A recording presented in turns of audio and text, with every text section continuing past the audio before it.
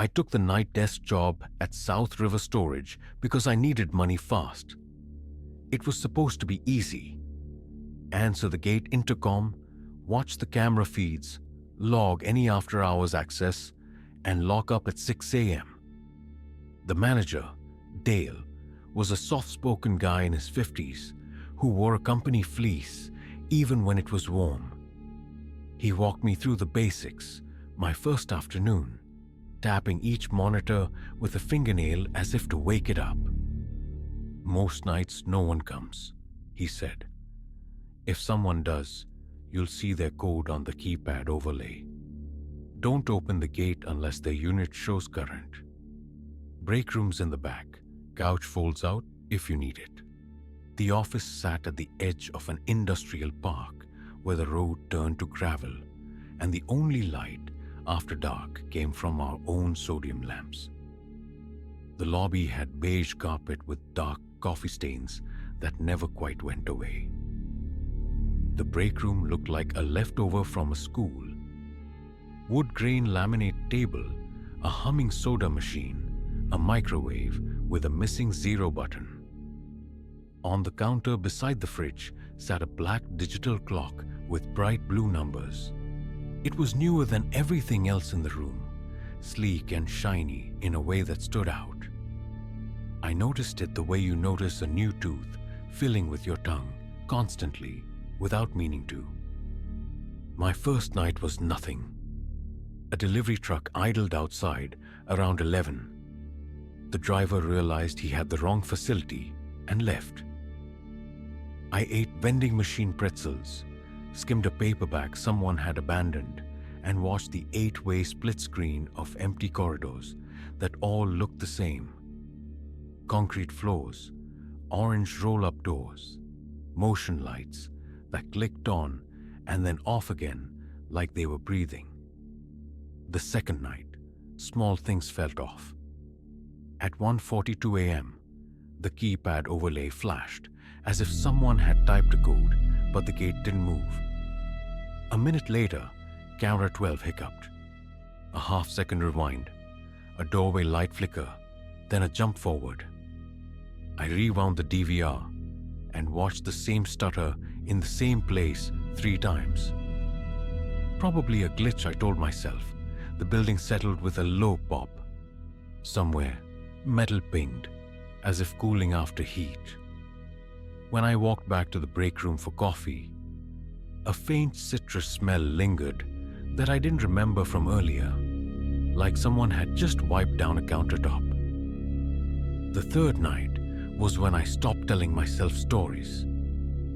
A little after 2 a.m., the office went very, very quiet. The soda machine's hum felt louder by comparison. On the monitors, a motion light at the far end of B Hall came on, with no one in frame. It stayed on a long time.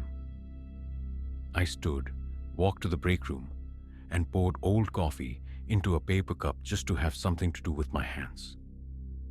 That's when the blue digits on the clock caught my eye again. 2:07, too bright, almost glossy. I don't know why I leaned closer. Maybe the shine.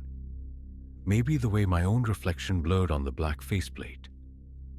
Above the numbers, perfectly centered, was a tiny round hole. Not a scuff, not a button. A hole. When I tilted the clock a little, the hole seemed to stare past me toward the couch. I picked it up, heavier than I expected for plastic. Warm. Inside, something whirred. A faint electric buzz like a phone when it vibrates on a counter. On the back, behind a sliding panel, I found a micro USB port and an empty slot the size of a fingernail. My stomach went cold. I turned the face of the clock toward me and stared at the hole. It was like looking down the barrel of a very small, very patient thing. Somewhere beyond the office, a metal door latch clicked. Not the front glass door. The sound came from deeper in the building, where the units began. The soda machine hum dropped an octave. Or maybe that was just my heartbeat. I set the clock down carefully. the word inside it suddenly obscene, and walked to the inner door. Without thinking, I turned the thumb lock. Footsteps followed, slow at first, carpet soft through the lobby, then firmer on the office tile. They stopped outside the door I'd just locked. The handle moved a half-inch and held. For a moment, nothing. Then Dale's voice, low and out of breath, as if he'd walked too fast. "Hey," he said. "You in there? I left a paperwork folder in the break room last week. Gotta grab it." He wasn't supposed to be on site. He told me he didn't come in on nights I covered. I put my hand over my mouth without meaning to. He waited. When I didn't answer, his tone flattened, like something thin being ironed. "It's not what you think," he said. "The clock's a motion sensor. We've had break-ins. I didn't mention it because people get paranoid." The word paranoid landed like a thumb on a bruise. I backed away from the door. He tried the handle again. Harder this time. The door shuddered in the frame. He knocked, then he pounded. "Open it," he said. "If you're going to work here, you need to act like an adult. Open the door." On the monitors, a motion light came on in C Hall and stayed on, bright white. My eye caught the overlay text on camera 3. Live, except in the corner, the timestamp blinked 2:12, 2:12, 2:12, then jumped to 2:13. A loop? It didn't make sense that I could think about that while someone was rattling the door. But I did. I thought about the loop, and about the citrus cleaner smell, and about an empty micro SD slot. There was a waist-high window behind the copier, the kind that opens just enough to vent. I shoved the copier an inch with my hip, flipped the latches with shaking fingers, and heaved the window up. Cold air bit my face. I squeezed my shoulder through and heard the door behind me thud in its frame like a body check. "If you climb out that window," Dale said, his voice right against the wood now, "I'm calling the police and telling them you tampered with our security equipment. They'll check the DVR. Don't be stupid." I didn't look back. I slid out, scraped my knee on the sill, and dropped into the gravel. The air outside smelled like wet cardboard and exhaust. I ran along the side of the building, keeping low, until I reached the edge of the fence where the weeds grew high, and there was a cut in the chain link that I'd never noticed in daylight. I crouched in the shadows and called 911 because I didn't know who else to call. I could hear my voice, small and formal, saying my name and the address, and that my boss was inside, and I didn't feel safe. The dispatcher kept me talking while she sent a car. I watched the office door through the gap in the fence. The blue lobby light made the glass look like a TV screen with the brightness turned down. I imagined Dale on the other side, breathing through his nose, one hand flat to the door. When the cruiser rolled in 5 minutes later, lights off, slow and deliberate, it felt like the building itself exhaled.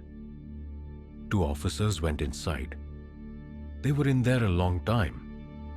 When they came back out, they asked me to walk them through what happened. I told them about the clock, about the footsteps, about his voice, about the looped camera feed. They wrote as I spoke. They asked if I had the device. I said it was on the counter. One officer went back in. When he returned, he said there was a clock, but no camera he could see. He showed me a picture on his phone. Same blue numbers, same face. Batteries popped out. Hollow plastic inside. The little round hole looked like nothing at all. Could be a different device, he said, not unkindly. Could be your nerves too. Night shift's rough. They gave me a case number. They told me to talk to the district manager in the morning. They asked if I had somewhere to sleep that wasn't here. I said yes, even though I didn't. When they left, the lot looked exactly the same. Same lamps, same moths orbiting them, same low building. But it felt like someone had rearranged the inside of the night while I wasn't looking. I didn't go back for my bag. I walked to the 24-hour diner at the corner and sat in a booth until the sky paled gray. At 8, I called the regional office and reached a woman who said her name too quickly to catch. She said they took employee safety seriously. She said Dale had been with the company a long time. She said if there was no physical evidence, there wasn't much they could do beyond coaching. She used the word misunderstanding twice. I quit on the phone. She said she understood. For a week after, every click in my apartment made me flinch. I replaced my smoke detector myself, then took it back down and replaced it again, because the first one had a shiny dot in the middle that I couldn't stop staring at. I taped over the little green light on my router and then peeled the tape back because I needed to know it was alive. I stopped sleeping with the bedroom door closed.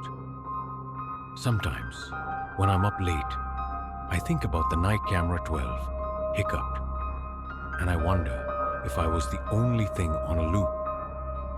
If he'd been sitting somewhere dark, inside a unit with the door down and the light off maybe, watching The Office on a little screen, rewinding my movements until he liked the rhythm of them. I think about the citrus smell that made no sense at 2 in the morning. I think about the clock growing warm in my hands and the hole above the numbers that was the size of nothing and the size of everything. Mostly I think about the sound of that door latch clicking from somewhere deep in a building I thought was empty. And how, even now, when a room is quiet and the blue digits of a clock are too bright, I feel a pressure in the air like a breath I can't hear.